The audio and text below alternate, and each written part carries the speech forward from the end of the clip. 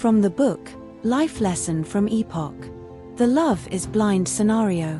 You might fall in love with the idea of reading a book rather than falling in line with the meaning of the book that you have read.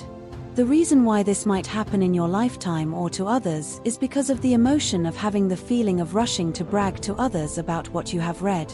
Also, you probably like to relate or engage your knowledge of speaking with others to have or hold a conversation on a book that you read that had encouraged you to rush through the book, but you will find out in reality, it doesn't work like that unless you have a book club. Other than that, it's often seen as fantasizing. Love will enlighten the things that you want to see and glare at the things that you don't want to see or rather not see, and that's the reason why I brought up this scenario. Love is blind. Love can fill your heart with ignorance, and you will wander into distraction, which is giving birth to a plausible excuse. Love has its pros and cons that can be a good motivation for improvement, but it can influence you to take the wrong actions.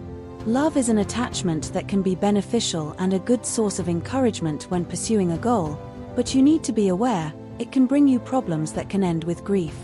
Another reason why I mention this scenario, love is blind, is because when cultivating, you don't want to rush your practices of having the desire of showing off your work and allowing you to skip key details that can also be helpful.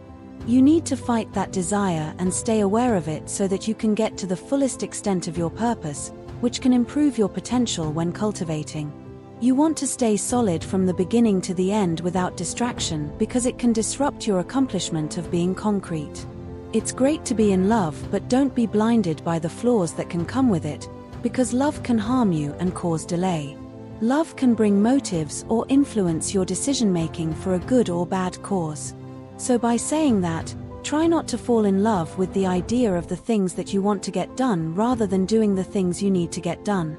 On the contrary, if you use your wisdom and then cultivate it, then you have a higher chance of controlling the outcome for the better in the future. It's similar to a strategy that is also followed by another strategy, or devising a strategy within a strategy, which is good for cultivating as a start that ensures a beneficial outcome. Additionally, it will allow you to know what's necessary and what is unnecessary because of your use of the wisdom that had been cultivated. Know your priority and keep your focus on what you think is best for you, as a result in succeeding in your goals by knowing your priorities. Additionally to that, you need to separate your needs and wants, because love is wanting something, and your needs should be your priority.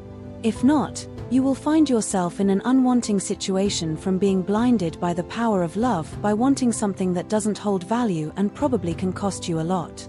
So I will ask you to try to figure out your needs rather than falling in love with your wants, which can cause the influences of distraction from your success and losing focus of your needs as a priority, which can come with success, or at the very least being worked on as the preparation for success, which can be done as a job. How is it that the smallest of insects have the ability to wake up another living being out of its slumber, which is far more greater in size and much more bigger in measurement? Perhaps it holds a meaning.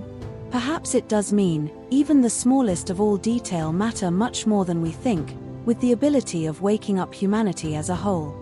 That allows us to embrace a new reality as to what was brought forth from the hands of mankind and among its creations, which was birthed from a single detail.